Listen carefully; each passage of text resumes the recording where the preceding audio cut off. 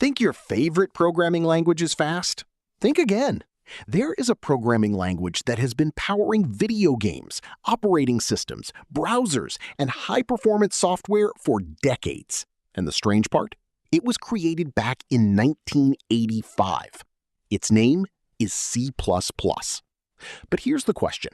Why are programmers still using a language that is more than 40 years old? And more importantly, why do people call C++ dangerous? The answer is actually pretty simple. C++ gives programmers an enormous amount of control. And that control is both its greatest strength and its greatest weakness. Think about programming languages like cars. Python is like a comfortable modern car. You get inside, press the accelerator, turn the steering wheel, and the car handles a lot of complicated things for you. It's easy, it's convenient, and that's one reason Python became so popular. C++ is different. C++ is more like an F1 car. It's built for performance. It gives the driver much more control, but it also expects the driver to know what they're doing. And if you make a mistake, the car isn't going to save you. That's basically the story of C++. So why is C++ so fast? When you write a C++ program, your computer doesn't understand the C++ code directly. A program called a compiler translates your C++ code into instructions that the processor can understand. It looks something like this: C++ code, compiler, machine code, CPU. The important part is that a lot of this work happens before you actually run the program. The result can be highly optimized native code that runs directly on your computer's processor. Python works differently. Python is designed to make programming easier. Your code normally runs through a runtime system that adds another layer between your program and the hardware. That makes Python incredibly convenient, but it can also introduce extra overhead. And for many programs, that doesn't matter at all. If you're making a website, automating a task, or analyzing some data, you probably don't need every last bit of CPU performance. But imagine you're making a massive video game. Millions of things are happening every second. Characters are moving, physics are being calculated, graphics are being prepared, sound is playing, the CPU and GPU are constantly working. And if the game can't keep up, you get something every gamer hates: lag. That's where C++ becomes extremely useful. But speed isn't the whole story. C++ also gives programmers a lot of control over memory. Think of your computer's RAM as a giant workspace. Every running program needs somewhere to store information. Games need to store characters, textures, physics data, and much more. C++ gives programmers much more control over how that memory is used, and that can be incredibly powerful.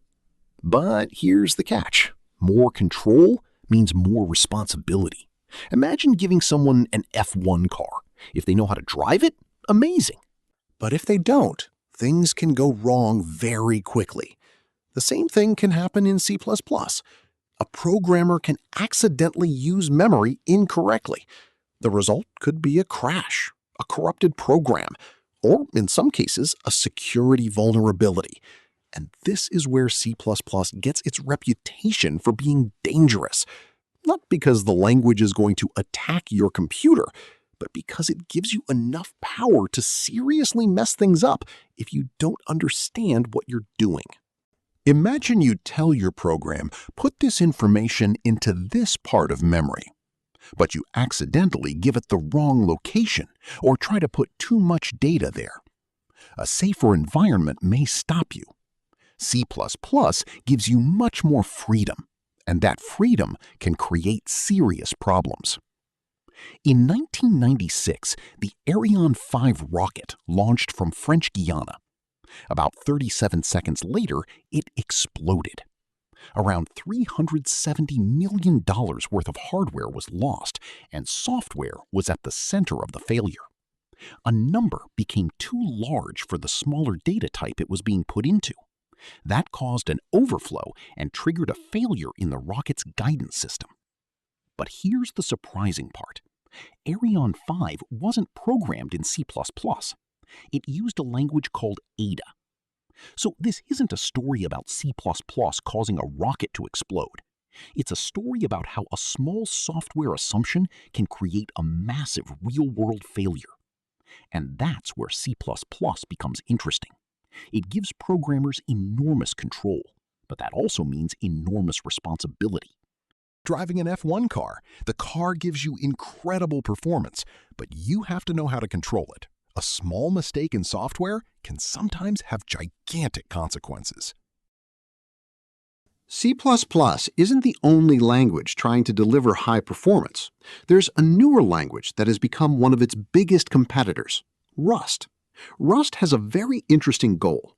What if you could have performance in the same general class as C++, but make certain dangerous memory mistakes much harder to write? That's where Rust's famous borrow checker comes in.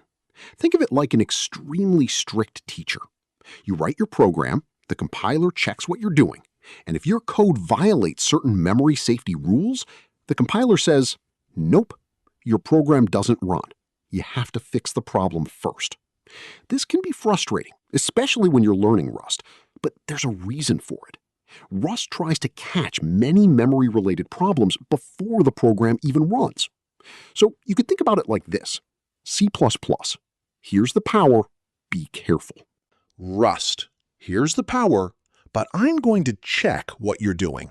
And that's one reason Rust has become increasingly popular for security-sensitive software. Companies like Microsoft and Google have been adopting Rust for selected parts of their software. So, is C++ dying? No, not even close.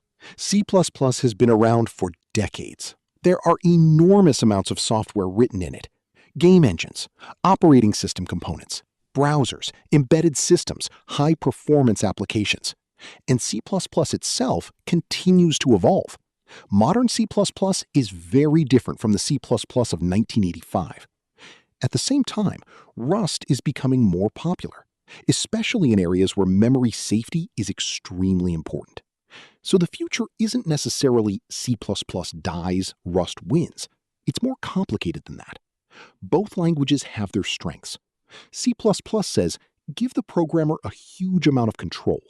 Rust says, give the programmer control, but prevent many dangerous mistakes at compile time. So why is C++ dangerous?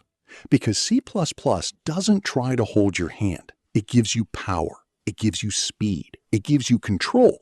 But it also gives you responsibility. And that's why I keep comparing it to an F1 car. A normal car is easier to drive. It's safer, it's more forgiving, but an F1 car is built for performance. If you know what you're doing, it's incredible. If you don't, you can crash. C++ is similar. It isn't dangerous because the language itself is bad. It's dangerous because the amount of control it gives you means your mistakes can have consequences. And that's also why C++ remains so powerful. Because sometimes you don't want the computer making every decision for you. You want to be the one in control. So, would you rather drive the safe family car or take the wheel of the F1 car of programming? Python gives you simplicity. Rust gives you safety. C++ gives you control. And when you learn how to handle that control, you can build some seriously powerful things. That's why C++ is dangerous. And that's exactly why C++ is still so powerful.